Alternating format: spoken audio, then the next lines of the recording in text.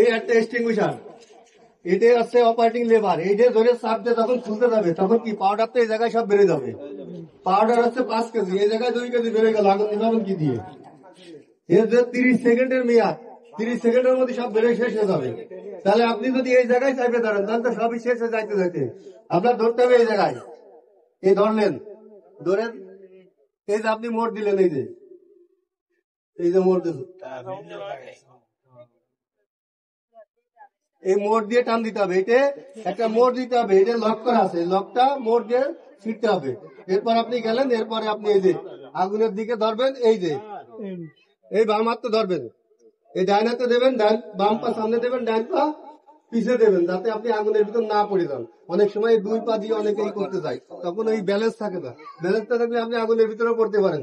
অথবা ডাইন পা দেবেন, ডাইন পা দিলে আপনার ব্যালেন্স থাকবে না, আপনি এটা ব্যবহার করতে পারবেন না। যেহেতু আমরা বাম হাতে শক্তি কম, আমাদের ডাইন হাতে শক্তি বেশি, আমরা ডাইন হাতে ধরবো, বাম হাতে মাথাটা ধরবো, এবং ডাইন হাত থেকে ধরে যখন আমি বাম পাটা সামনে দিব তাহলে আমার পুরো ব্যালেন্স আছে। আমি ব্যালেন্স নিয়ে আমি সাইড টু সাইড ঝাড়ু দিব।